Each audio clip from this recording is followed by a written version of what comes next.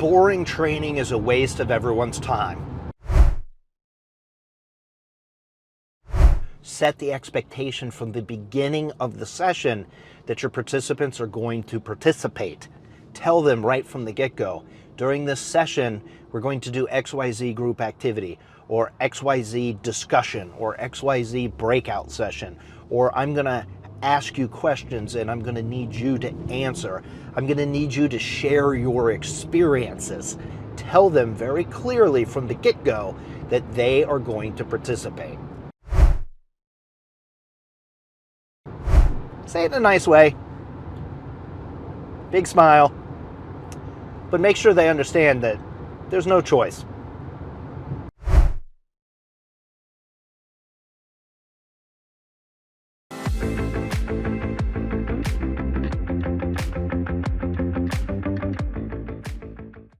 Share with them in the very beginning of the session the WIFM for them.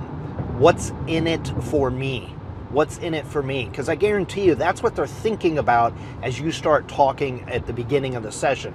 They're thinking, oh my God, is this going to be another boring session? And number two, what am I getting out of this? What am I getting in return for me giving up the time?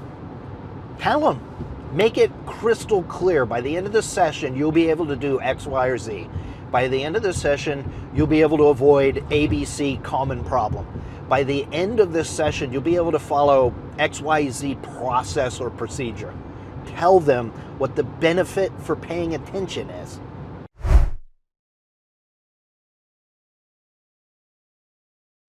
Share a little bit of need to know information.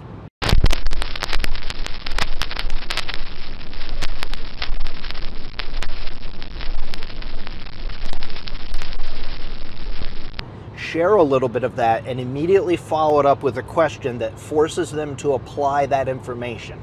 It sounds a little something like this.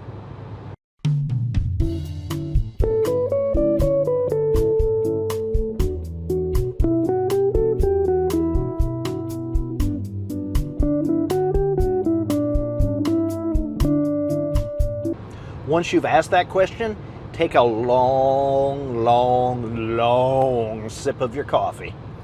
Don't say a word. Take a big old drink of your coffee, your water, your drink of choice. Let the silence do the heavy lifting for you.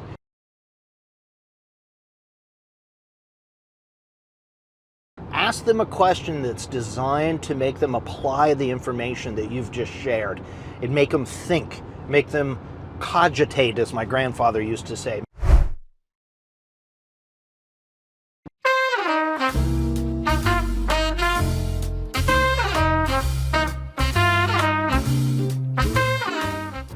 Stop.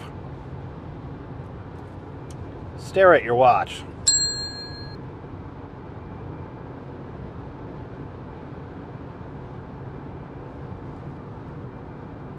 Let the silence do the heavy lifting for you. They'll start speaking up.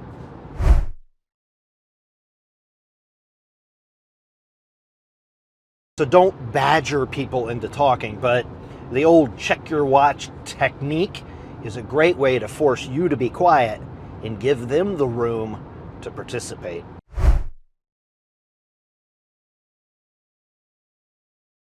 Ask a question, and when somebody in the group responds, number one, thank them, but number two, turn right around and ask the group, what does the group feel about what this individual has shared?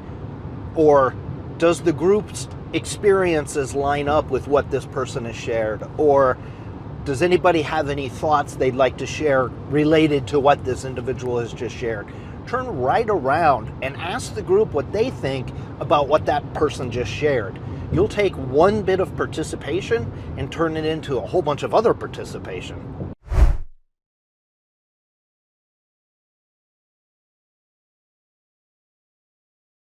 But keep this in mind if you're a trainer. Not everybody is comfortable speaking up, and not everybody processes information the same way.